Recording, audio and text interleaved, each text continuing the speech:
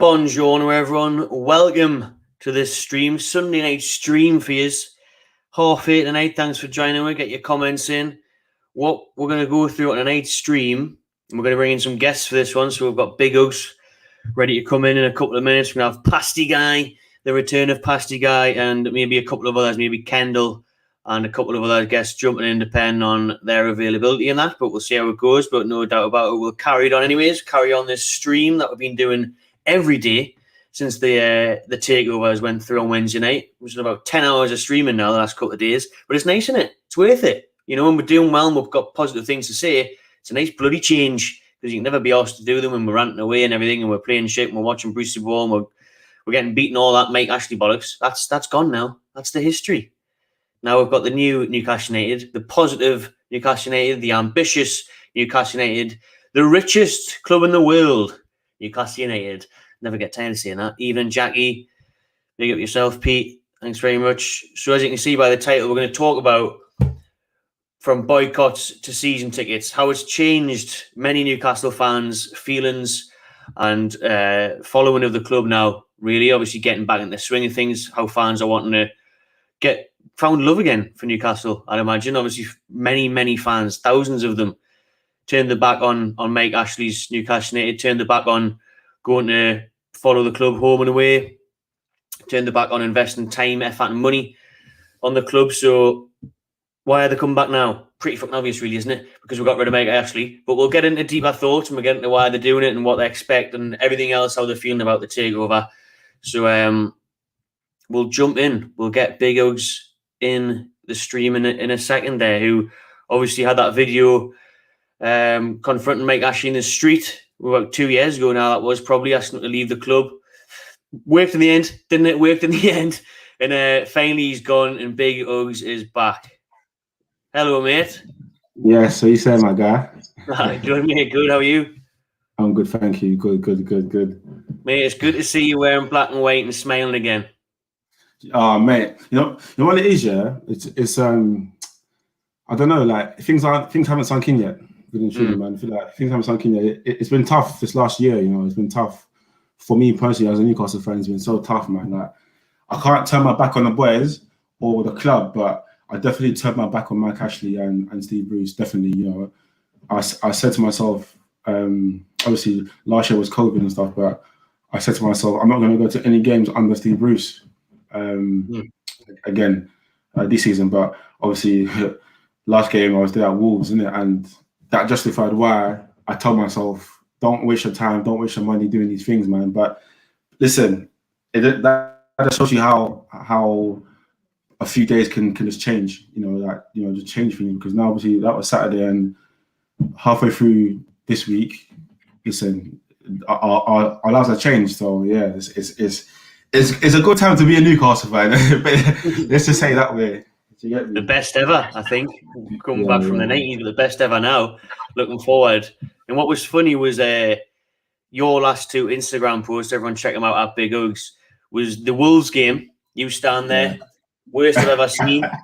And the next post, mate, is you doing that, smashing cans together like the rest of Geordies across the world.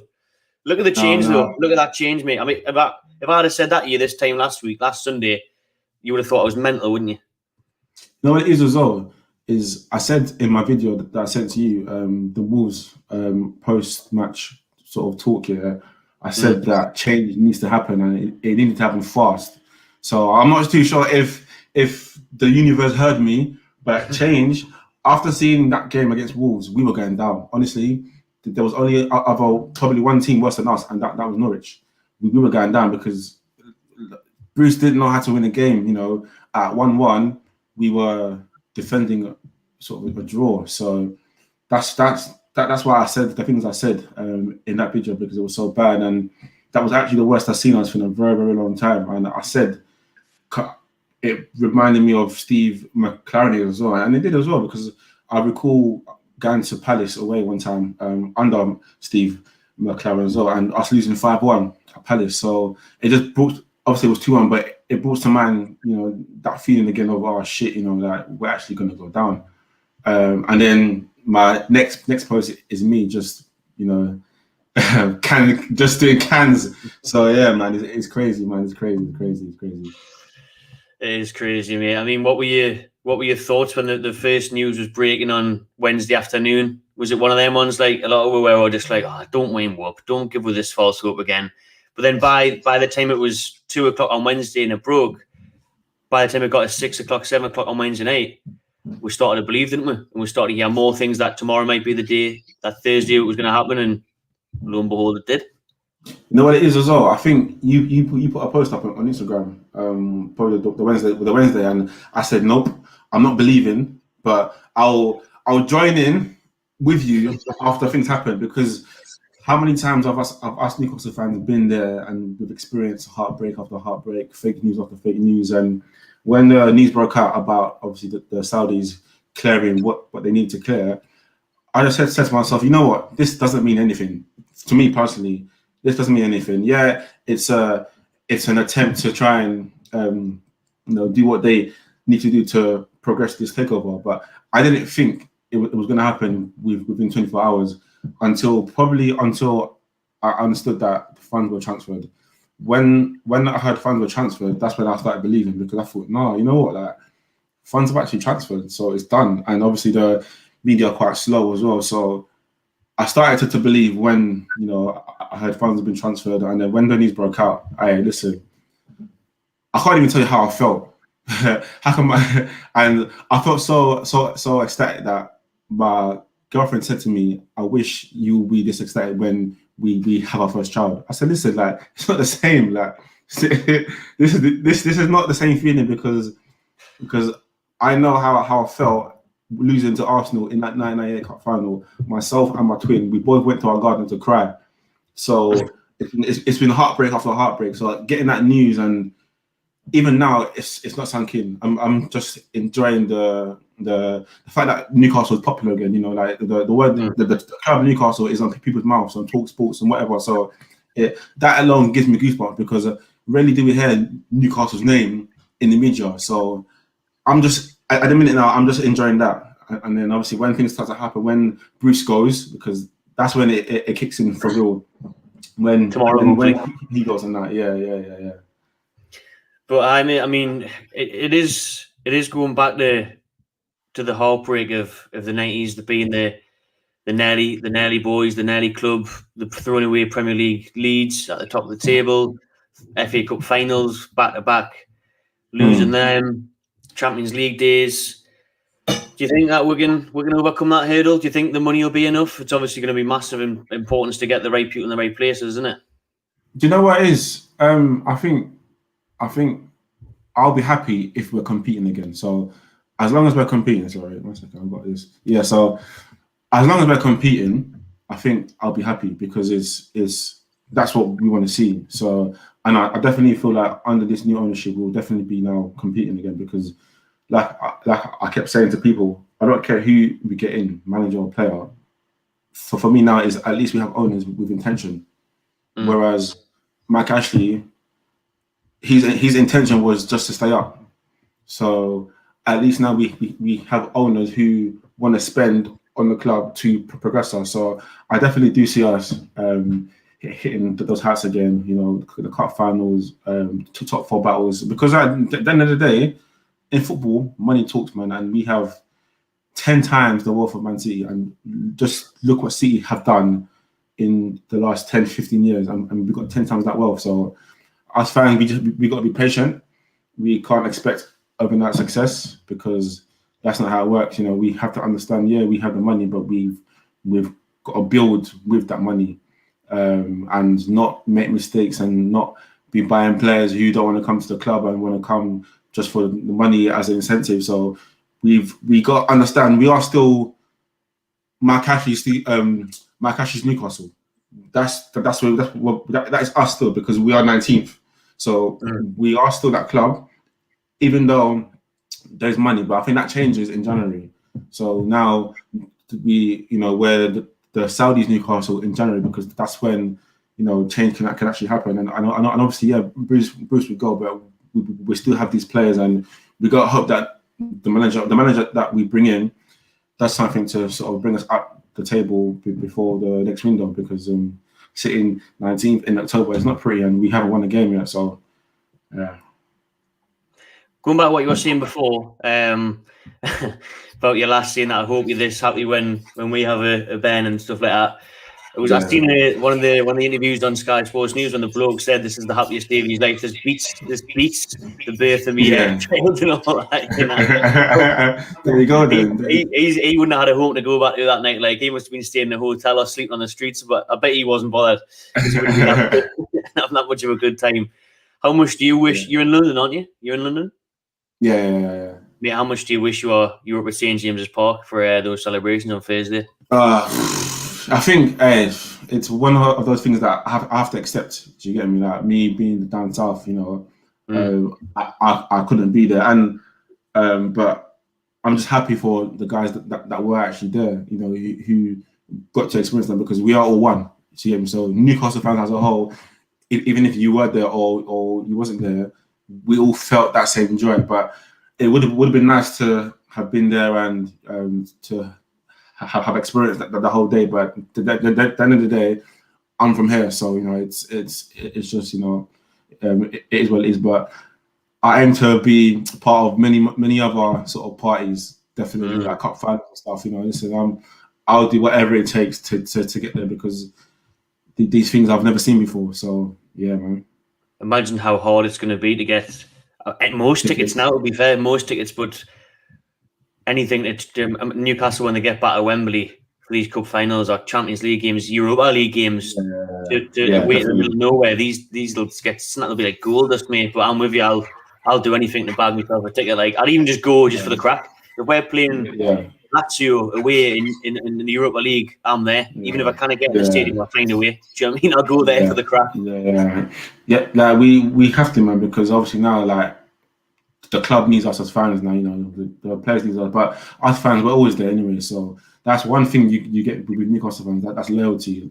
Even when we're losing games, we're still singing our voice out. So it will definitely be difficult to get tickets. But at the end of the day, the most important thing is that the event is there. So if we're in the cup finals, you know what, I'll take that in itself because, again, there's things that we've not seen before. And at least now we're being able to sort of compete and, you know, compete and to win as well.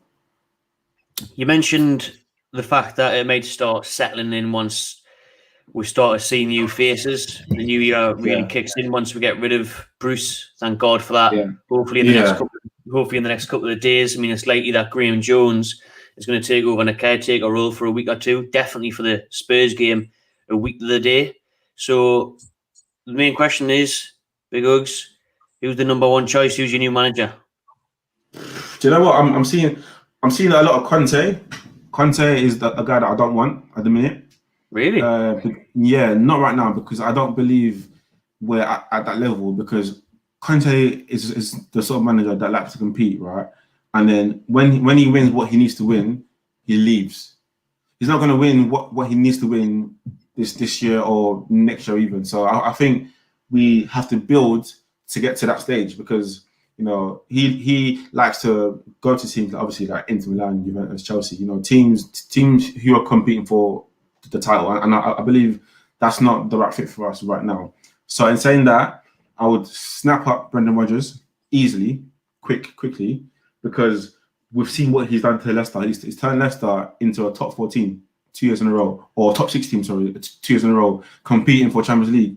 So, and on both years, they were very unlikely to not make Champions League. So I'd definitely take him based on how he works with players, young players. He's well respected. But I have an outside guy who I think people overlook.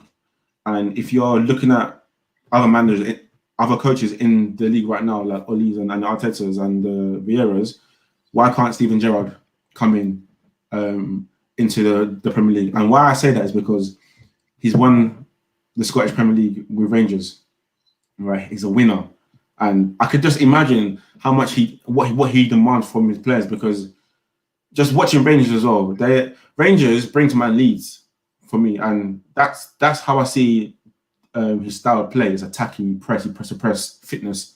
So, and if Ole can come in, or if Arteta, who's who was City's number 2. Vieira was in France. You know, these coaches can come in. Why can't somebody who's won something not take us forward? So I would go for Rodgers. If not him, then Steven Gerrard. For this stage that we're at right now, you know, for the sort of medium term to get us up the league into Europe, and then once we're expected to be reaching the heights of Champions League and competing, and if these guys aren't doing it, and then obviously look onto the more elite guys like the Contes, Zidanes, and whatever. But right now, I think the best choices for me right now is Rodgers or Gerrard. Both quality shouts. Do you think? How about you? Me, I'm on Conte, mate. Like, I want Conte in now. I want Conte, mate. But what I'm looking at, I said Conte and I'll wait, but he was like, on Wednesday, I said Conte and he was 16-1, 20-1, like before the takeover got done. So if it is him, mate, I'm going to be gutted I didn't put a tenner on it. But Conte for me would just be a huge statement of intent. He would attract the biggest names. But I understand what you're saying. And when you look at his career, he doesn't spend long at clubs, does he? You're looking at 2 seasons, a 2-season job. So he's probably ideal to bring in once you are in the Champions League to then compete in that and then win and compete for the Premier League.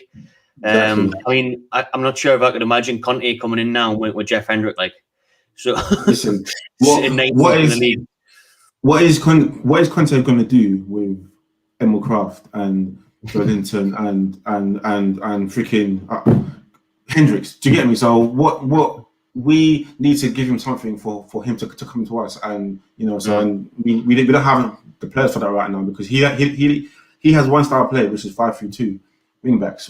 Whereas our wing backs, which is fine, Manquillo and Murphy, that they're gonna frustrate him, and he's gonna leave before the time we need him, and then that might hinder us. So it's like, let's not jump the gun too much. Obviously, yeah, we know that we've got 320 billion of wealth in the bank, but let's understand we are still 19th.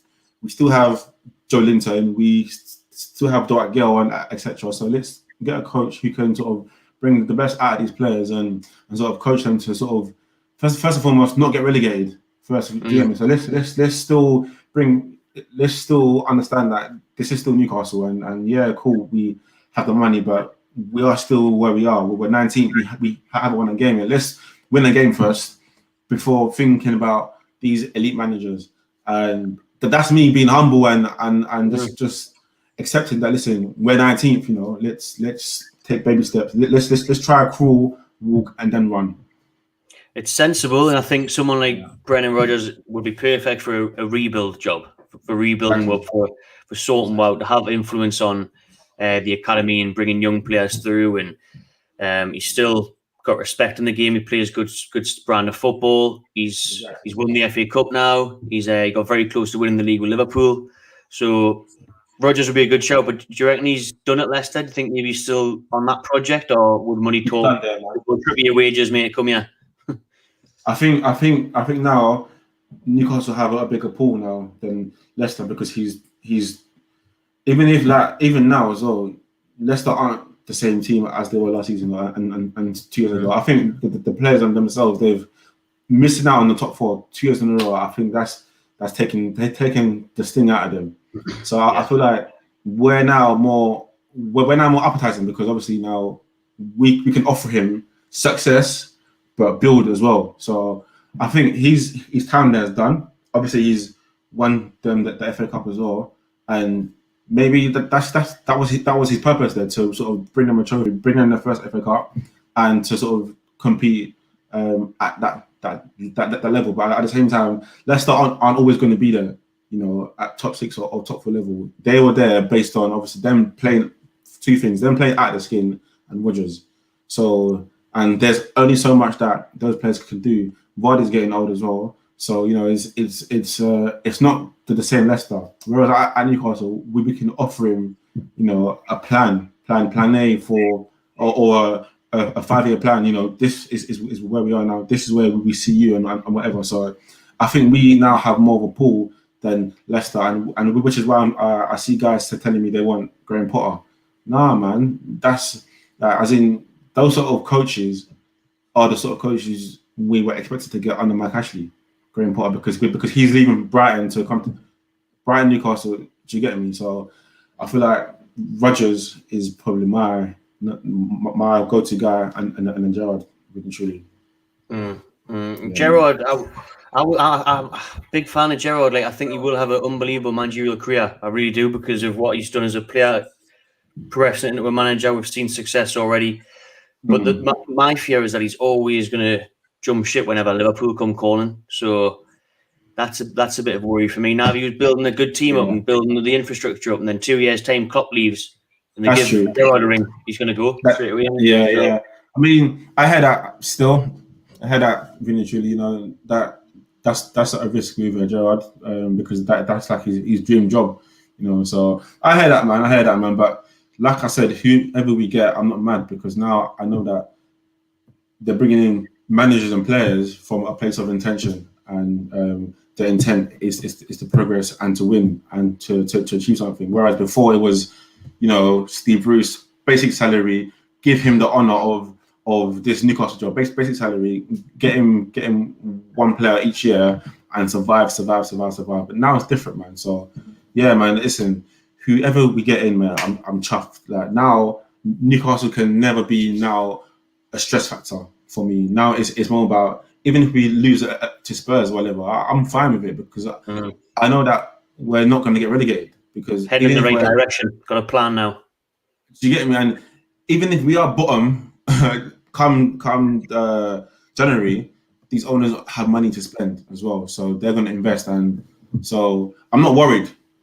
Yeah, I like what you said before as well about we're in the positive light now in the media. Do you know, Newcastle are always a bit irrelevant, aren't they? Really, until it comes to April, and people are starting to shout, "Will they go down? And should the manager leave?" And Mike Ashley this, Mike Ashley that. And we've just said the same thing for year on year, haven't we? Really.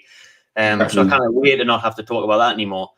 But what has been class is, I'm down here in Southampton now, and obviously the people I've met here, and then people in the street who went in Newcastle top. The last couple of days they've been stopping us, and I was out last night, and they're saying like, "Oh, unreal now for you, isn't it? Amazing for you now. What's happening in the club? Like, oh, Newcastle, richest mate, you're going to be massive. You're going to be bigger than Man City." Whereas a week ago, no one cared, or they'd say, "Oh, he's kind of shit. Aren't you going down, Steve Bruce?" That's a bit of a joke. Do you know what I mean? So we've completely changed, man.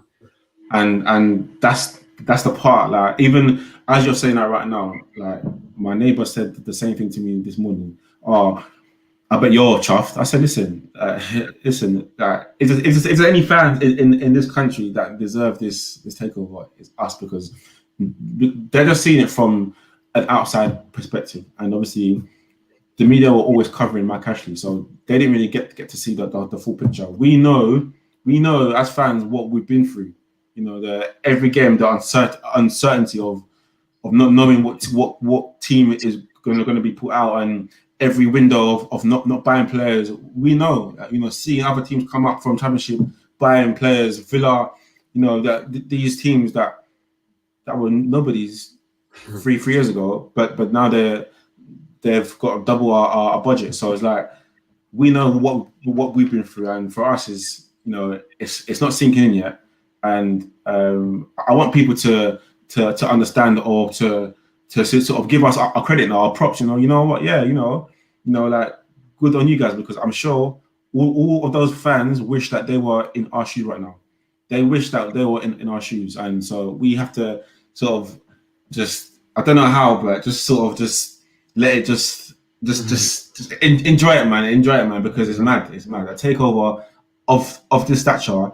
Not even any takeover, but the richest club in the world, and football has a lot of money, you know, and there's a lot of rich clubs out there. For us, for Newcastle to be the richest club in the world, it's a madness. It's crazy. It is, man. It's absolutely nuts, man. Like, when you actually think about it, and like you say, it still doesn't settle in, mate. But we are now the richest club in the world. We went from being the skintiest club in the world to the richest club in the world overnight. And now we can look forward to transfer windows. We can look forward to cup runs, hopefully. We can look forward to having a club we can be proud of. Do you know what I mean? It's completely flipped on its head. It's nuts, mate. It's absolutely nuts. I can't get over it. And I don't think it will settle in until January and beyond, once we can get some new transfer signings in. So you mentioned, if Big Uggs is Chief X, yeah, and he's bringing in Rodgers as manager. Who's his first 3 signings in January? January, I'm getting in Ben Chilwell. Chilwell, I'm getting him in because obviously he's not getting games like Chelsea. True. And we know what he can do, and he's the sort of player. One, he's an English international. He's a quality left back as well, and also he gives us something going forward as well. So I'll go Ben Chilwell because as well as we love Richie, but we need something fresh, and he's a better version of Richie anyways.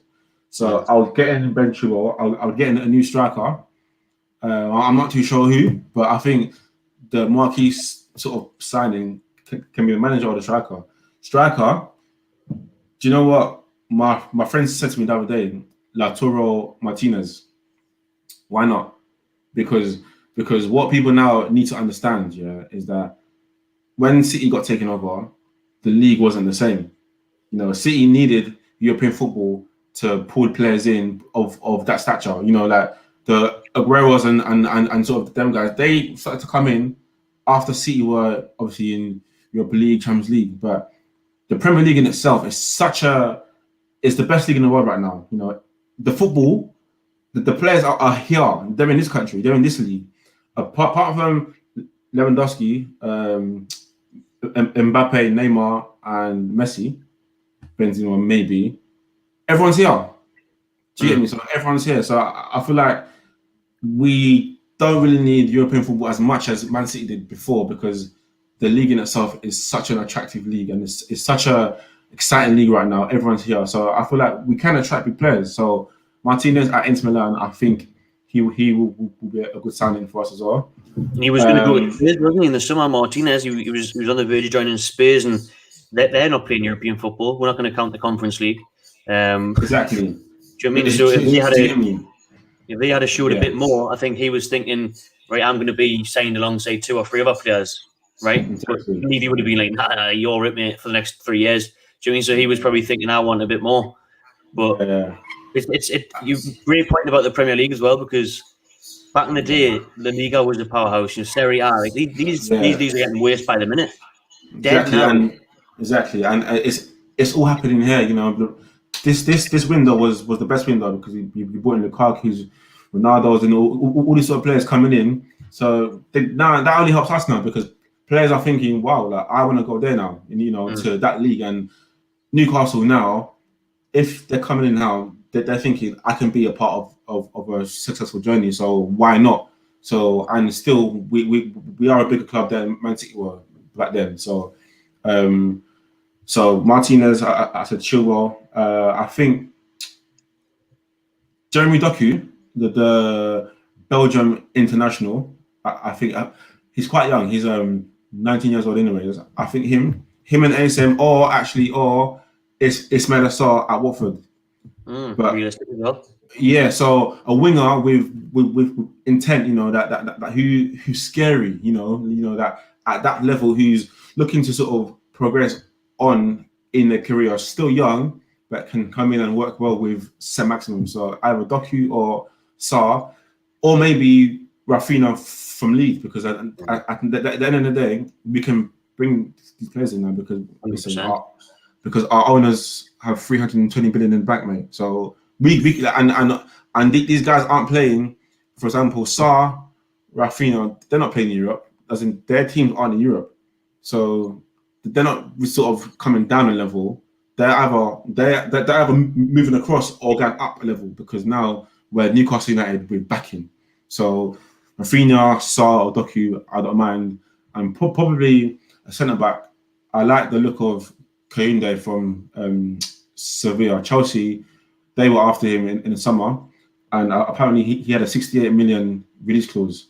68 million to these owners is like 68 pence. So that's nothing. So we can bring him in. He's young, a French international, or even a centre mid. So Tielemans is one guy also that I feel like we can attract as well because he's at Leicester, but he's still young. And like I said, if we take Rodgers and bring him with Rodgers as well, do you get me? So I feel like that's the pool of players. I feel like we can attract. I'm seeing the Lingards and the Tarkowskis. I'm like, nah, man, nah. I'm sorry, no. That's for the Villas and the West Hams. Where Newcastle with the richest owners. Do you get me? 68 million is like 68 pence. So we don't need the Lingards, Tarkowskis, or whatever. Saka also is a great shout as well. So there's players at that level where they're not in Europe or they are in Europe, but they could sort of be part of a long-term project. And you know, I've just named a few, but listen, man, there's a pool of players underneath that sort of bracket of world class or sort of, you know, very good players that we can attract. Definitely. And that's right. That's where we need to go. We need to be shopping in tier 2, tier 3 before we think we can go get Haaland and these types of players. These type of players aren't going to come when we're mid-table and stuff. Like, that's going to come in 2 or 3 years. So the players we've just named, the players that a lot of you have put in the chats, all great options, and we're going to need a lot of players because there's loads of ins and outs, mate. Definitely, mate. Of course, and that's needed, man, because we've had the same spine for a very long time now. You know, the John Shelby, the Isaac Hayden. I love him anyways, but you know, it's the same spine. Lascelles, Fernandez, Cardalo, Dwight Gill. These players were with us. Yeah, we've had the same squad since FIFA 13 or something, haven't we? Do you know what I mean? We've had the same squad. So it's the same squad. So change is needed. So, and it's perfect timing, man, because hey, listen, we were going down, and we wasn't in a place where if we went down, money could come back in because, you know, the owner at the time, you know, the previous owner, Mark Ashley, at the time, didn't want to spend the money. So I think now where we are is just God's blessing, man, and we just have to always give thanks because we're in a unique place right now as Newcastle fans. Like us, we have the richest owners in the world. Unbelievable.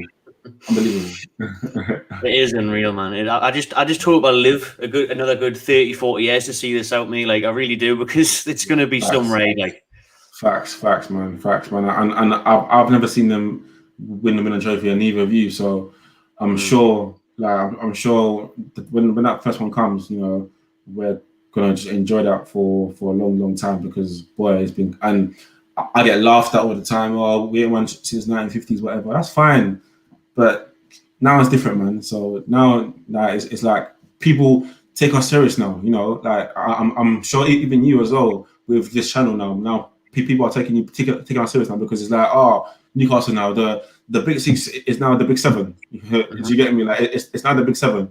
So yeah, man, let's enjoy the ride and be patient, and just understand that the mentality is different, because Mike actually got us fans thinking small. You know, we've been conditioned to think small with transfers and with the managers and whatever. So let's now think big, but also be realistic as well. So, and then yeah, man, listen, it's nice. Trust me, it's nice, man. It is, man. Hopefully the channel and everything else blows up like Newcastle will up the league, because you're right. Because I mean, a lot of Newcastle fans didn't care anymore about Newcastle, so why would any other club care about Newcastle? But now that we're in the spotlight and attention's going to be on us, other fans are in the chat all the time. Other fans are subscribing. Other fans are watching now, and everyone's going to be watching Newcastle for the next few years. See how we get on. Yeah, all eyes on us, like Tupac, mate. You know, we're going to literally, man. So let's enjoy that, and you know, let's enjoy being the topic again, because it's been a while that we're in the media for good reasons, you know. So now that we are for good reasons, now people are taking us serious. Now, you know, it's fantastic, man, and I just can't wait for my kids now to sort of come into this world and sort of see that they have a team that they can support. Because my fear was, when I have kids, they would sort of go to the Chelseas or the Man Cities or whatever, or the whoever. But now that Newcastle are a team that are competing, and by the time they arrive, listen, we will be a team of substance, like when we were when I started supporting them in the mid-90s. So, you know, let's sort of hope that this is sort of just takes off, and hope that what we expect happens. Mate, you've got Get ready for the following, mate. You're getting recognised at games and that. Yeah, who's this cock in UFC? Who's this? My guy. This is Wolves. Wolves, yeah. I sat next to some funny people because everyone was so focused on the Wolves fans, just going back and forth with the Wolves fans. Hey, Clarky, man. Hey, shout out to you, man. Shout out to you, Clarky. When's the next away day, mate? Are you doing Palace? Are you doing Arsenal? Are you doing Brighton? Any of those? I'm for Palace, Brighton definitely, because that's a 5:30 game, so I'm definitely gonna get tickets for that. Palace, I aim to go to that if I can. Arsenal again, 12:30 game. I'm not too sure how you guys travel down, whatever. So it all depends on tickets and how it sort of comes down. But Palace, Brighton, and Arsenal, I aim to be at all the games, man. Like, because mate, I hope to see you there, mate. I've got my Palace and Brighton ticket, and the Arsenal ticket will come as well, I'm sure. I'm buzzing, man. I just want to be at everything now. I kind of wait to see who the manager is in the next couple of weeks so we can get proper excited. But it's just going to be so good going to a game and not being so toxic and whinging about it as much. Do you know what I mean? No more Ashley out. And the thing is, like, you see how we are under Mike Ashley, you know, sort of the fans singing our voice out. So in those turnstiles, imagine us when we're sort of competing. It's going to be mental. It's going to be absolutely mental. Like, and I feel like now other teams and other fans who don't already know, they're going to see Newcastle fans at their best because now we have direction and sort of whatever. So yeah, sensational, man. Levels sick, man. Yeah. Right, mate. You can stay in the chat if you want. It's up to you. I'm going to bring in Pasty Guy. It's up to you if you want to stay or you want to go, whatever. It's up to you, man. If you've got stuff to do, it's cool. If you want to stay in, stay in. I'm here, man. You see how for the long haul, we'll bring him in then. The man, the myth, the legend, man like Pasty Guy. What you saying, mate? Peace. Evening, Ranty. Evening, Oaks. How's it going? Very well, mate. How are you? But still on cloud 9, to be honest. I mean, on the can. I've had cans for the last couple of nights. This is a can-free night, I think. Me as well, mate. I'm on the cans, but it's Pepsi Max. That'll do for now. No, God, I mean, it's crazy because when you think at the start of the week, it was all doom and gloom. You know, we were staring certain relegation in the face, and then all of a sudden, within 24, 48 hours, it was done, just like that. And just like that, we're now being linked with every manager, every player under the sun, as it is. Yeah, it's crazy. How good is it, though, man? How good is it to be linked with these players when you know it's a possibility because of the money and the managers? Do you know what I mean? Like, I did a social media post about 2 weeks ago, like, the next manager odds, Pardew, how? You know what I mean? These players, these managers now were linked with everyone.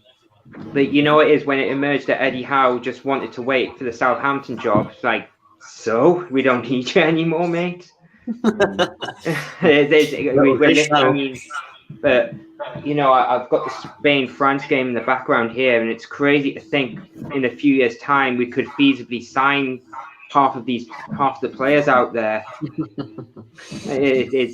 It's like one long dream that we haven't woken up from yet, but it's real. And I've got my ticket for Spurs next week. Really looking forward to going back through those turnstiles. Nice, man. David in the chat. Thanks very much for that super chat, mate. Love watching the channel grow. The content onwards and upwards for the Saudi mags. Thanks for that, mate. Let's hope it is onwards and upwards, and we just cannot wait to see what the future holds as a fan, as a content creator, as everything. Just following Newcastle, that's the main thing. Just seeing us hopefully do well for a change. It's as good a time as any to follow the club as well right now. Mm-hmm. Big time. Yeah. What's the realistic aim then, Pasty Guy? What's the realistic aim this season, and then say the next 2 years? So I think, well, obviously right now, I think amongst, you know, once everything like eventually dies down, I think we need to remember that we're still second bottom, and we smacked a lot of winnable games up the wall before this international break. So that part hasn't changed. But what has changed is it looks like we're going to sack the clown currently in the dugout very, very soon. Mm-hmm. Even thankfully 8 million is pennies to them. I mean, it just goes to show how ridiculously incompetent the previous ownership was, to be honest. Yeah, facts. I mean, how you've got him on a rolling contract and 8 million supposedly the estimate. I mean, how they manage that? It's just actually, isn't it? It's mental, but you know what? I think what's worth noticing that there's obviously saying that we've got these players till January. I mean, it's lacking in depth in a lot of areas, especially up front. But for me, that this squad's better than just scrapping the 17th, in my opinion. 100%. We just need a half decent manager to get more out of them. And Stevie's already said this current squad shouldn't even be in 19th. Exactly. Yeah. Exactly. Yeah. So that's a dig at Bruce already. So you know he's going. Yeah. All right. And I think also the whole lot of them will be on audition right now over the next couple of months, because we should expect to see them play like they're playing for their futures, because they are. Because if one or two of them don't perform, they face spending the rest of the season out of the 25-man squad. It's a good point, because we mentioned it the other night as well. Like, these players are so used to being first name on the team sheet, no pressure from the bench, same sort of starting 11 every week. So these players that are just walking in the side, these players could be out of a job next summer. Do you know what I mean? Or obviously, go dropping down the leagues or dropping down. You know, there's a lot of players in and out. Yeah. So we're going to need to see something new. I mean, you could. I mean, the only players I can truly think that have a future here in the long term, St. Maximum. I think Willock might, but besides that, for a lot of them, I think it's the sort of thing that would probably have to offload them when the time's right. I'd probably go St. Maximum, Wilson, but depending on his fitness, I mean, it's never there. You're not going to get Wilson for the Carabao Cup. You're not going. He can play second fiddle to Mbappe. That'll be fine. But seriously, I mean, it was ridiculous that we were going to rely on a bloke that cannot play 30 plus games in a season. 20, mate. 15 even. Sorry. 15, yeah. and is literal, and the only alternative cover is literally Dwight Gale. I mean, that is relegation form, that. But hopefully he'll be back. He'll be back for the Spurs game. I mean, that's gonna. I think. I mean, it's all written in the script, isn't it? Players will be all playing for their futures. The place will be bouncing. We're facing a Spurs team which, quite frankly, are there for the taking. 100%. Because I saw something yesterday that only 2 teams in Europe have conceded more shots per game than Tottenham. I mean, I mean, there shouldn't be a shortage of chances at our end. I mean, the only worry is Harry Kane, as he's not got off the mark. Not this season. Actually, this is going to be Kane's audition to try and get a move to Newcastle. This man. Oh God, well, exactly. I mean, it's crazy to think. How is Kane playing under Nuno? I mean, that's just bonkers. That Nuno's just a polished Bruce, man. Like, the style of football is awful. Oh God. Well, I mean, you can tell he was scraping the bottom of the barrel because his time at Wolves towards the end went very stale. So, Pasty, I know you've got a ticket for Spurs. Uggs, the title of the video is obviously From Boycott to Season Ticket, which obviously all three of us have done. I still haven't got a season ticket this year because obviously I'm down south. I'll try and get one next year if I'm not on a massive waiting list. But Uggs, I know you're jumping back in, obviously, the swing of things, they're going to home and away games after going years without going to one, or the odd one here and there. I think, do you know what it is? I think, first of all, it's impossible for me to get season ticket because obviously I'm down south, innit? So I'm not going to go to Newcastle. Like, probably every year before COVID, I was going up like probably 4 times a year anyway, but it was mostly away games. So I'm just gonna try and next season. I think next year I'm gonna try and get a season ticket because obviously based on how difficult it may be to get tickets in it. But this season, I just got my black and white membership in it. So I think next season I'll try to get season tickets. But if somebody wants to sort of take my home tickets off me, shout me, obviously, because I'm not gonna go up all the time. But definitely, man, because I think now is how much. time. How much isn't the membership cost £40 now? Yeah, it's like £36. It's gone up from 30 quid to whatever. So yeah, because they've jacked it up quite a bit over the last decade, haven't they? Yeah. So I got that for the Wolves game because I thought to myself, but actually, oh god, that went to members, didn't it? Yeah, no, I think that went to everyone. I think I'm not too sure actually, but the only reason why I went to the Wolves game because that was my sort of birthday weekend, and I thought to myself, you know what, like just go a game, and that was the first game I went by myself as well. Yeah, but I mean, it's crazy because you must have walked out of that game feeling as low as you have, following the club by some distance. Listen, my Instagram post for that game was the worst I've seen us, and my head looking down. It's just miserable. It was raining. Oh, yeah. It was just such a bad I think day. you still, why did I bother? Don't you? You thinking this is why I didn't bastard try the last 2 years? This is why I haven't been going. And it sounded like, and the atmosphere by the sounds of it sounded very flat. Flat, man. But us fans, we try in it. So obviously, when Wolves scored, it went down, and when we scored, we wasn't really excited because we knew that. Yeah. Because we didn't deserve it. We didn't deserve it because we were so, and they should have gone 2 up before we equalised. Right then, lads, I'm going to stop you there because we've got another special guest waiting backstage. Here's the lovely Kendall Rowan. Kendall, good evening. Hello, everyone. Are you okay? Oh, I will. Look at how happy everyone is. Look at all the smiling faces. Yeah, not doing a rant, Steve Bruce rant post game anymore. I'm not doing 2 out of 10 player ratings anymore. Well, I probably will be still, but just at the current time. That's how good it's going to be. That's why it still doesn't feel real, probably because we haven't got a new manager and we haven't played a game yet, and obviously we can't make signings for a couple of months. That's just like, it's going to be so different for us, hopefully, being positive for a change in it. I'm willing to be patient to be positive, but to not have to rant all the time is going to be good for the blood pressure, at least. Like, different as well. Reality, though, next Sunday, won't it? It'll be like, woo. Yeah, and then for like a week, and then next Sunday we'll be like, woo. It'll just be so anticlimactic next Sunday. No, I think it'll be all right, but the football probably still going to be anticlimactic, depending on where we are.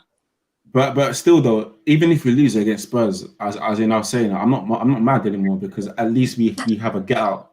We got 320 billion of wealth behind us, so we can lose against Spurs. But obviously, we do need to get points ASAP in it. But it's very unlikely that we're going to go down with this money here. So even if we lose, I know that the club's going forward. So I'm not as mad, innit? And Kendall's right that we've got to be patient in terms of the style of play. Obviously, Graham Jones is very likely to be in charge for a caretaker role. He's not gonna really change the style of play, is he? Too much. He might try and play a 4-3-3 and get fans dead up for it, like he did Everton when he had the big impact at Goodison in his first game. But it's going to take a while, even when a new manager comes in. Whoever it is comes in, it's going to take a month or so before he gets his brand of football up and running. But like you said, Uggs, at least we've got the long-term goal now, haven't we? We've got the project. We've got hope. Yeah, facts. There you go. Kendall, what were you thinking then during the week when the news broke on Wednesday, when it became official on Thursday? I'm a bit like, can't believe it a bit. Like, how fast it happened. If you had said to me on Monday, even Tuesday, if you said to me on Tuesday, by the way, in 48 hours, you're going to be the richest club in the world, I'd have been like, oh, shut up, grow up. I'd have said, like, stop being so ridiculous. I'd have said worse than that, probably swore, but yeah, I'd just be like, shut up. And then Wednesday, when like the likes of Luke Edwards was like, I'm 80% more sure than I was last year, and I was like, friggin' hell, Luke's been so negative about the whole takeover crap. He's very like pro Steve Bruce. And I was like, okay, now he's saying it. And then the thing that tipped me right over the edge was The Athletic saying basically the takeover was going to be done imminently, and I was like, right, that's it, it's happening. So Thursday I went through to St James's Park at like dinner time to go and film and that for Look North, and it hadn't happened then still, and I was very skeptical. I was like, all right, we knew Newcastle United, we're going to balls it up, I know we are, something's going to happen. Reports are coming out about red tape, reports are coming out about conflicting views. I was thinking, oh friggin' hell, here we go. And then obviously I went back to my dad's because we had family dinner, so I couldn't stay around for the announcement at St James's. But I was glad that where I was, because me, my brother and my dad, my two brothers and my dad were all together when it got announced. And we obviously got the games together, so it was good. And we just sat watching like Sky Sports, hoping for something. And then I went, oh, the shares have been transferred. And my dad was like, what does that mean? I was like, well, it basically means that there's no going back now, basically. And so we all just sat. Dinner was like 3 hours late because we were just sat on the couch, not cooking or anything. We were just sat on the couch waiting for the announcement. Then obviously it came through at about 7 o'clock-ish. And we all just like, I started crying because I was like, I can't believe it. Like, my country doesn't know us anymore. And my dad was like, oh, I can't believe we can actually go to games again and not care. We can actually go to games. And it was just so nice. It was brilliant. But I still feel a bit like, can't believe it's happened. Like, just, we've gone from like really shit, like hating everything about the club. And we haven't just gone to like being took over. We've gone to being the richest club in the world. Like that's the level of difference to where it's been from where it is now is just like insane, totally unbelievable. So I still like can't even get the words out of my, when I have to say Newcastle now the richest club in the world. It feels like I'm taking the piss. It still doesn't feel like it's happened, man. I don't think it will for a long time. I think personally it's gonna sink in when we start buying players. That's when it sinks in. Like, you know, when we're seeing Newcastle agree fee for this player for like 47 million, or agree fee for this, I think that's when it sinks in, because that's when we start to see our power, you know, our financial power. Because now it's all in our minds and whatever, you know, we're all thinking about how it's going to look. But when we start to see the transfers and fees being agreed, that's when it's like, raw. That's Newcastle. That's the team that we were getting excited for aside from Joe Willock. Now we're buying all these players for X million, and it's like, I think that's when, for me personally, I'm thinking when I see that we're doing the business. I think also they'll get off the mark quickly rather than just wait until the last hours of the window this time, because they know as well as we do that the squad needs improvement in, well, centre back, midfield, cover for St Maximin, Wilson, to name a few. I think they will.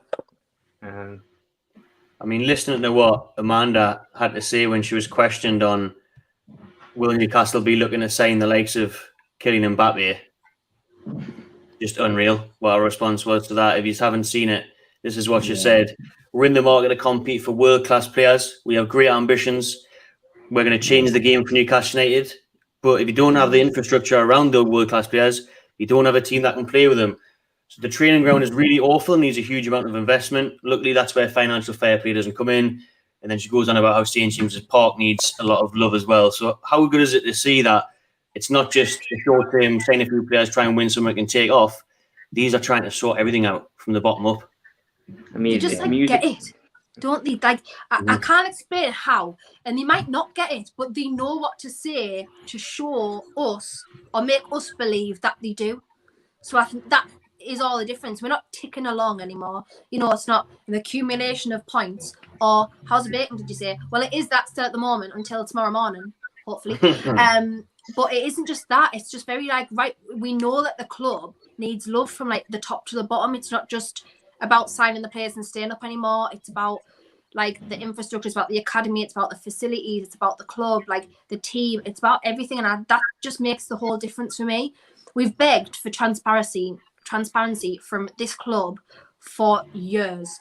And the fact that she's done more interviews in the last couple of days and been more open with what their plans are than Mike Ashley has been for 10 years is just insane. And all I hope is that it keeps going on, because obviously I don't want it to be like, you know, an initial here and then go down, but I don't think it will be. But it won't be that long.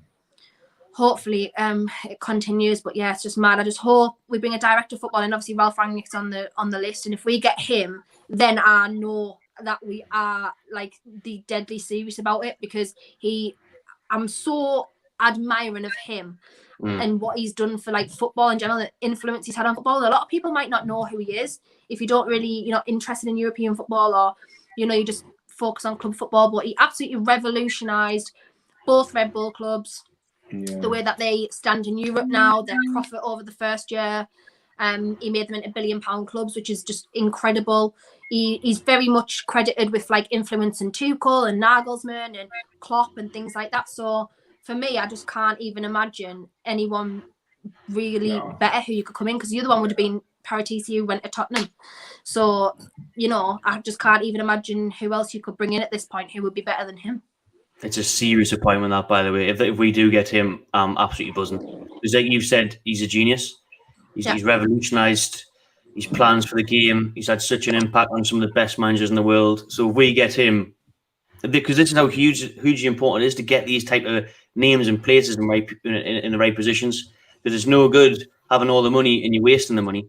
You need to have the philosophy. You need to have the plan. You need to have the identity. So bringing in Ralph is a great start. And what you said about Stevie as well. How good is it for her? So you just interacting with the fans and stuff, hugging fans that were waiting outside for her. And her getting it, I think maybe how long it took her floating around for 4 years has made it better in terms of how committed and determined she is for the club. Hopefully, I think personally as well, I think it's obvious. Obviously, what she's doing is the obvious thing, because as Newcastle fans, that's what we've needed for so long. So what she's doing is just what anybody else will do, but it's just what Mac actually wasn't doing. Do you get me? So that's how sort of how Mac actually has conditioned us to think so small and to think so low of ourselves, that because now someone's doing what they're supposed to be doing, it's like, oh shit, bloody hell, it's great. Do you get me? So I think it's just, I think what they got to do is also obviously learn from what Man City done, because if you go to the Etihad Stadium itself, they've built, like, you can see what they've done, from the grassroots up. They've got their own campus for the youth team, the females. So it's like it's not just about the players on the pitch; it's the club in itself. It's a spine, it's building the DNA of the club back again. And I think City done a great job. And if we do that, but in our own way, and build up the city as well, because it's not just about the pitches; it's about the city, the airports and the flat. It's everything as well. So if we do that, man, listen, it's that's how you build long term, as opposed to just going on the pitch buying players and just buying players to play together. They have to think about behind the scenes and the area, the training grounds, etc. So it's good that she's saying these things to us as well. So it's in a way reassuring as well for us. But let's see some action, really and truly. But listen, I've got no doubts, anyways, really and truly, that these guys won't come within 10, because from time she's saying Premier League title in the next 5 to 10 years, listen, that shows you everything. That shows you the intent, really and truly. So yeah, man, I'm easy now. Listen, these chats for me now, no more. It's not a thing of now where I come in here and rant and say it's therapy. Now we're just smiling, we're chatting, we're laughing about, man. It's great. Honestly, it's great, man. It's great. I mean, this football people going in football roles. I mean, that's an alien concept, really. I mean, all we've known is we've just had the former T-boy front not transfer strategy. It's just so weird. I think what we're saying as well about Man City is that they have made, I remember when Man City got taken over, this will be a flash in the pan, nothing's happening. Yeah, no one will go to Man City. And then obviously look where they are now. Building it from the ground up is what we need to do as well. You need to bring through how they've done it with Phil Foden. We want to find the next Gaza again. We want to find the next Shearer again. Yeah. I think we'll do what Man City have done with parent club links as well. How you've got New York City. Who else they got? They've got someone else as well. Etihad. They've got some teams in. We've got Melbourne City in Australia. They've got one in India as well. They're everywhere, man. So yeah, honestly. You know what? Who isn't getting mentioned? Why isn't Mancini getting mentioned? Been there, done it. I mean, we can just prize it. Given the right package, you can just prize him away from Italy. I mean, because he basically kickstarted helped kickstart where Man City are today. I think they would. It would be hard to get Mancini. I think he'll be there for the World Cup next year. Do you know what I mean? Is that when his contract ends after that? I'm not sure. I'm just personally saying. I think with that Italy side, how good they are, you'll be thinking, fancy a chance to win the World Cup next year. Well, they just won the Euros. They'll probably look to win the World Cup as well, I suppose. Yeah, I can understand that. But Kendall, Commander Stavely has said that 5 to 10 years is the goal for the Premier League. How long do you reckon it'll be then before we bag a trophy? Not just the Premier League, League Cup, whatever. How long do you reckon it's going to take? I actually genuinely did not think I was alive. I would be alive if I was to see us win anything. I was like 45 years, maybe. But I had this conversation the other day when it happened, and the way the club is at the moment. This was before I knew about financial fair play. I said it would be 5 years minimum. I said between 5 and 7 years, maybe. That was my opinion at the time when it got done. Now I know financial fair play rules are pretty slack with us, just due to the fact that we've been in a profit the whole time most of the time Mike Ashley's had us. He hasn't left us with any debt necessarily, in terms of buying players and things like that. And so obviously this whole story is that we'd be all right to spend quite a bit over the next few years, because by the time in 3 years the sanctions and stuff come in, the wealth would be, or we'll already be on an even keel by then still. So 5 years I think is probably achievable at this point, because who's to say you're not going to go and buy 5 decent players in January, 5 decent players in the summer, and then you've got a squad, because you'll keep St. Maximin, then you've got a starting 11, like a decent starting 11. Then 6 months after that you can buy another 3 squadish players and just carry on. There's just no reason why.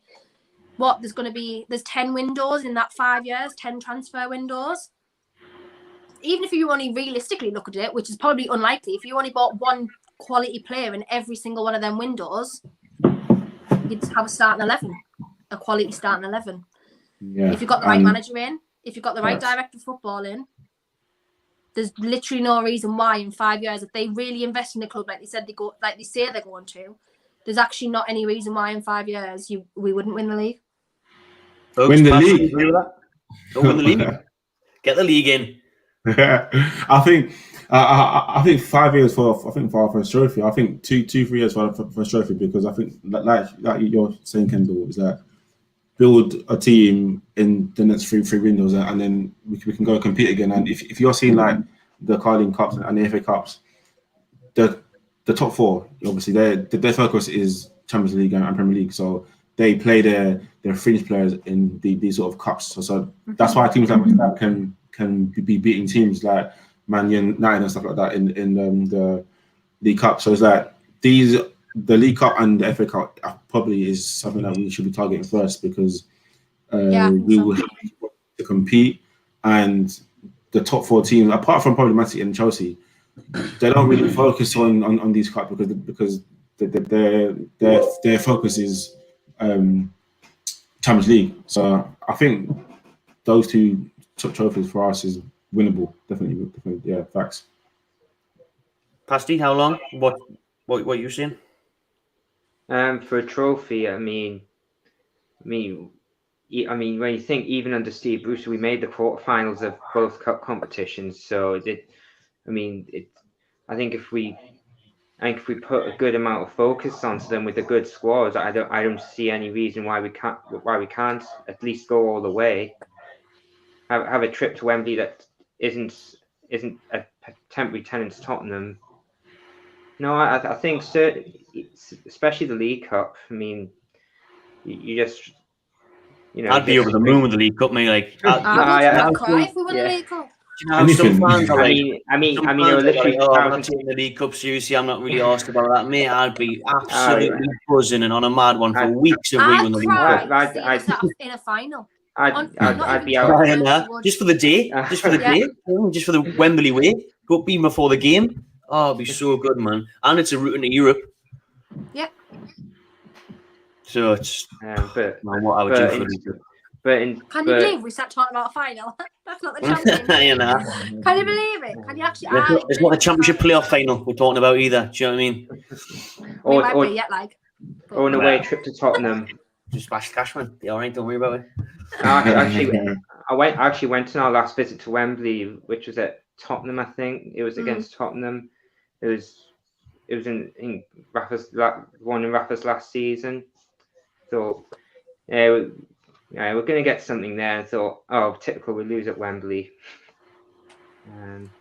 Right, I've got shout out Josh for the super chat, much appreciated, mate. Good to see you're looking at 5 years. We'll be close to winning a trophy as well. We've heard that Big Hugs wants Brendan Rodgers as his number one choice. Kendall and Pasty, I want yours. Who's going to come in? Or Gerrard. Out of every manager in the world, or are you just being realistic? Realistic, man. Well, what's realistic? To be fair, what's realistic when you've got £700 billion? Nothing. Everything's realistic. You can make me Roger. Come on, Alex Ferguson will come out of retirement with that much money. Do you know what I mean? So it's now it's impossible. Yeah. For me, it would be Conte. It would be my first choice. My actual ideal first choice would be Nagelsmann all day long. Nagelsmann would be my absolute number one. Categorically, no one else I would have cared about if he was still, obviously, if he was not at Bayern anymore. Which he's just gone in the summer, so probably highly unlikely. I mean, I don't know what his buyout clause is, and plus, you know, he's going to have success there regardless. So he'd be my first choice. But now it would be Conte. I don't see him coming in immediately unless we appoint someone like Ralph Rangnick as the director of football. I don't see him coming in like tomorrow. So for now, I don't think Brendan Rodgers is a bad shout, really, because, I mean, he's not doing great at Leicester. He's probably, if he carries on the way he is, he's probably not safe for a long time now.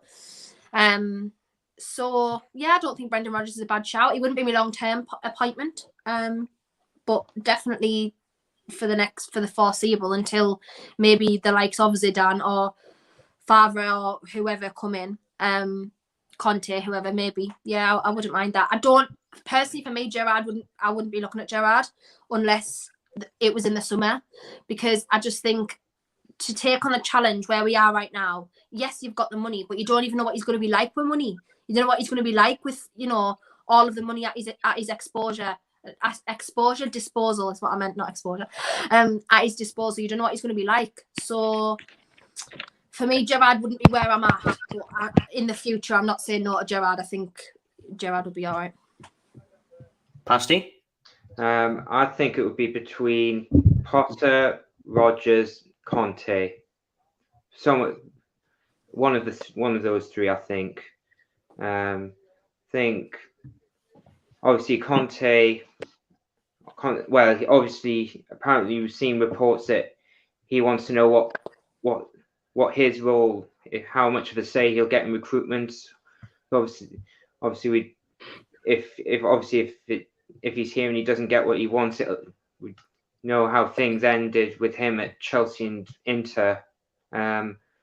Potter I think he would be a sound appointment as well. I think obviously he would improve this squad of players instantly, and keep in mind, I think it could derail Brighton's own season as well, given that they have started well too. Rodgers, I think, great coach, but I think you need a really good recruitment team around him, because if you leave it to him to make signings, because he has made some right stinkers from time to time. This means especially at Liverpool. I'm not sure what his record at Leicester is though. FA Cup, we know. Yeah, but no, I mean, it's sky's the limit at the minute.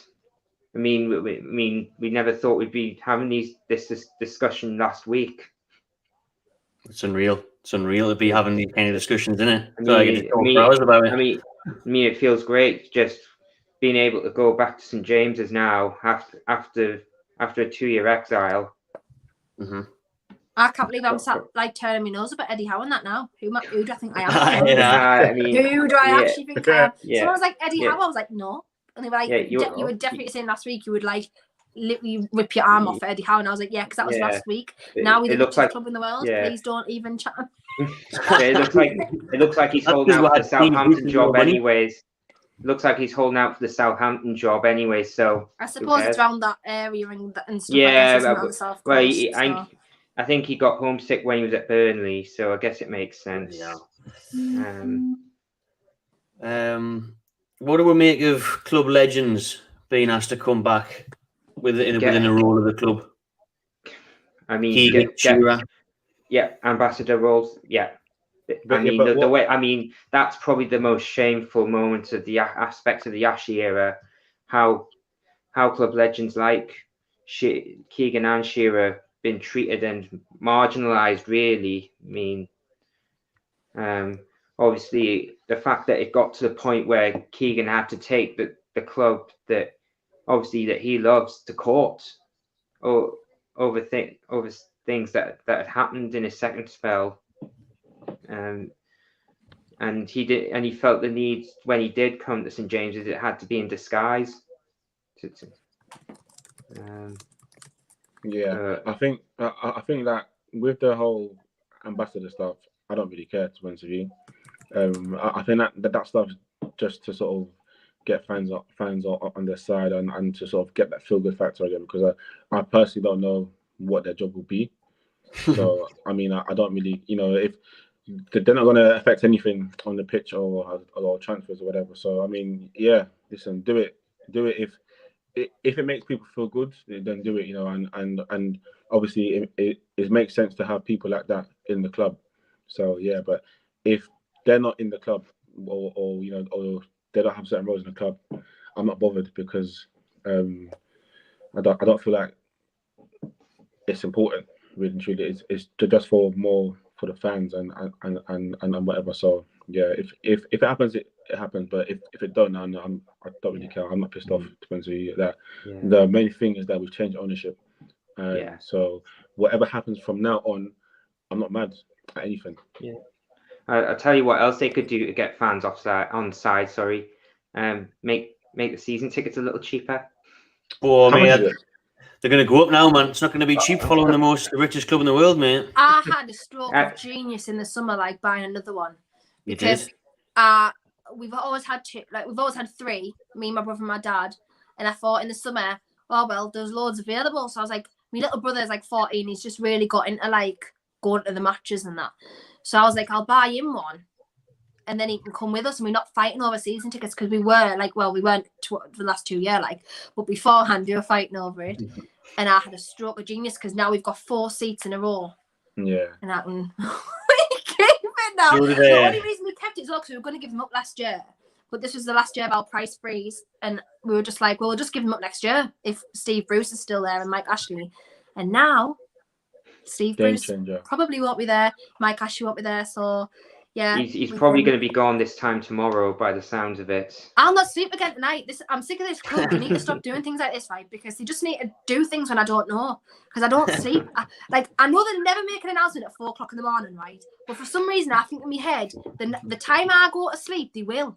They're going to announce at 3 o'clock in the morning that he's gone. And I just want to be there. They're going to need to start doing that, to be fair, to calm down Newcastle Twitter, because it's been lit for the last week. I was on the Metro home when they were making the announcement. I was just jumping about the place, and obviously people around us were thinking, who's this? What's this? Who's this? And what's he doing? Do you reckon they will need to do something with the stadium, build a new one, expand? Probably not able to do that because of the land now around it, but we could sell out St James's Park 2 times over easily when we're doing well. I mean, we always we're selling out in the Championship every week. So imagine the demand for tickets. Kind of you did stroke a genius there, because they're going to be gold dust, these tickets now, man. Especially in 2 years' time, we've actually got, hopefully, a top-class squad with a top-class manager. Yeah. I think, oh my God. Yeah, I think definitely if there's room to extend, because obviously there's 2 sides which obviously that are higher than the other 2 sides. So I think if they could actually extend one side of the stadium, like other teams have done, because obviously Liverpool have done the same thing. So have City. So if that's possible to bring more fans in, but obviously with that comes increased prices and tickets and stuff. But I think 52,000 under Mike Ashley was still not enough for fans to come in, because that shows you how loyal our fans were. But now with new ownership, it's going to go like this. So I think they should in the next probably 10 years or so look to sort of extend one stand, and probably take. I think they'll just extend the east stand, or like just carry on around from the lasers.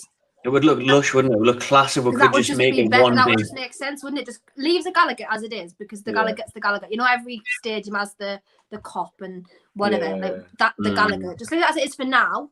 I would leave that as it. I mean, I don't even know if you can build on the Gallagher, because the way, I don't know. But if they carried all the way around the laser stand, like the glass and the around the east stand, that would be amazing. That would be so nice. Yeah, it would be like big Unreal Stadium. That I don't want to build a new stadium, because I know like there was a lot of talk, like, because obviously Everton did it and Tottenham did it and whatever. But I don't want to build a new stadium. I would cry if St James's went off. No need. Look what happened to Arsenal, man. Like Arsenal, once they've left Highbury, the Emirates, it's a nice stadium. It's awful. It's probably one of the worst atmospheres I've ever been in a ground. That's what I mean. These new stadiums, and look at West Ham. Upton Park used to be the rawest atmosphere. That stadium's awful. It's awful. Terrible. These new stadiums just feel a bit soulless, don't they? Like the multi-use stadiums, I don't like them.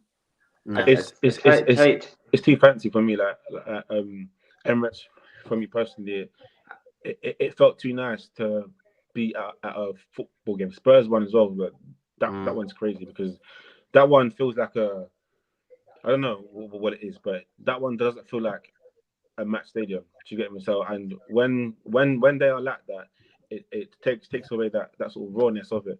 So I think definitely never move from St James's Park ever. Just build it, because we have the foundation for it. Do you get me? So it's big enough as it is. So why are we going to move to make something bigger when we can just extend what we have now? So yeah, I don't think there's any need to sort of move stadiums. Just extend it, literally. Because St James's Park's so like unique as well. Like being in the city, being right in the city centre. There's something special about it, isn't it? Yeah. I mean, I think if we can extend it. Yeah, I'm trying to avoid moving to a new stadium if we can, but if it's not possible, I guess, unfortunately, it would be the sort of scenario that we'd have to come to terms to. But I tell you, another club who moved stadiums when they clearly couldn't afford to, Tottenham. I mean, Daniel Levy's clearly dropped the ball, spending all that money on a stadium they couldn't afford, and they're suffering. They're suffering the consequences from it. I mean, there's a reason why he was supposedly one of the chief agitators for that meeting for the other clubs, because they felt that that they were given too short a notice from the takeover. No, sorry, mate, it's not our fault that you spunked out all that money on that new stadium that you couldn't afford, and you're the modern day Peter Ridsdale. Reese, one thing from each years that you would like to see happen from the new takeover, from the new owners, before the Spurs game a week the day. Start with you, Kendall. Steve Bruce gone. That's it. Lovely. That's categorically it. Mike Ashley's gone. He's the next. Gone out my life tomorrow. If it's not tomorrow, better be Tuesday. If it's not Tuesday, better be Wednesday. I'm putting the pressure on. I think that'll definitely happen by the next 40 hours, me. Like that, definitely. I think Graham Jones will definitely be in touch. Reports are emerging that it's just a matter of settling the payoff. Because it's just going to kill the vibe a little bit, innit? If you don't want to spoil the atmosphere, do you? No. Uggs, one thing before the Spurs game next week. Listen, I told you already. I've got everything I need, man. Honestly, I've got everything I need. But for the sake of your question, I think there's only really one answer to that, and that's Bruce gone, in it. But again, if Bruce is there come Spurs, he won't be there probably in January. So, but one thing for the sake of your question, I say Bruce gone, but I'm not bothered because I've got all that I need. So even if Bruce was still there next Sunday, you'd still be dead up for it, not bothered. Listen, Mike Ashley's gone. That's the worst cancer. Do you get me? So he's gone.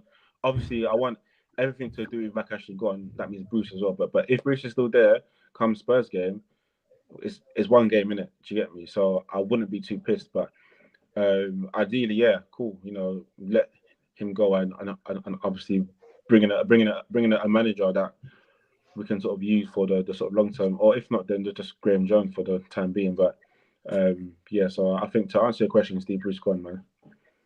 I want everything gone from everything we've suffered from. I want the sports direct signs down. Yeah, I don't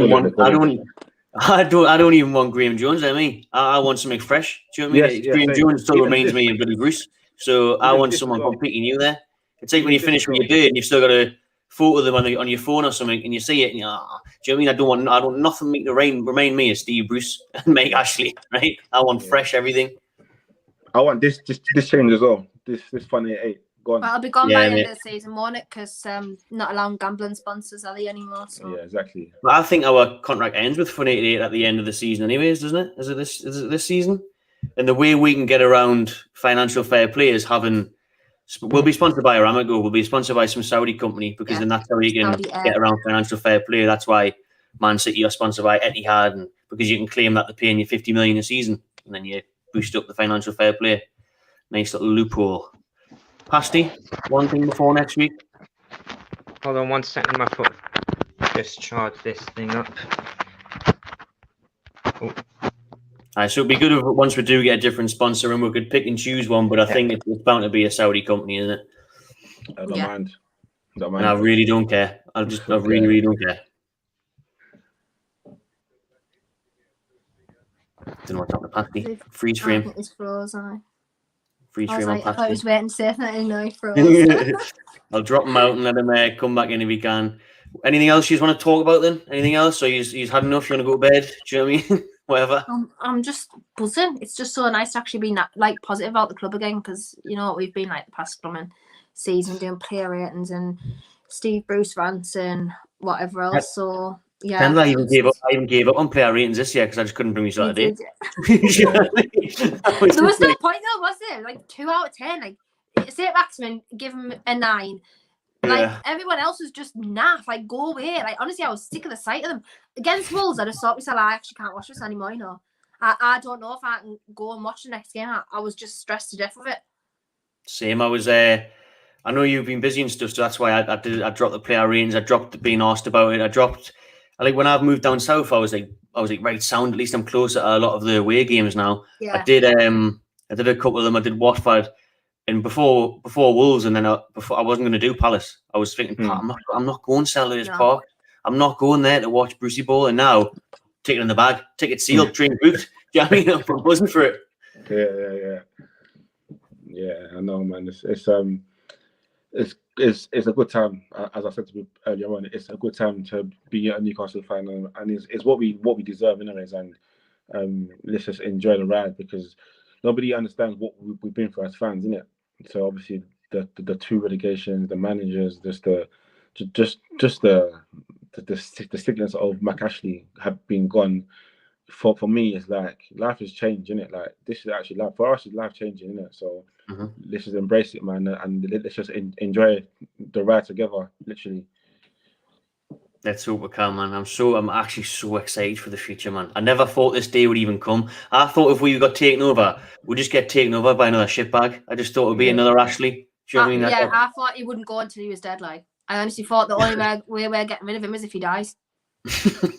That was where my thoughts were. I thought, right, that's it. We just Mike Ashley forever until he actually dies, and then we'll just have him. But now, you can't even be more excited. It's just amazing.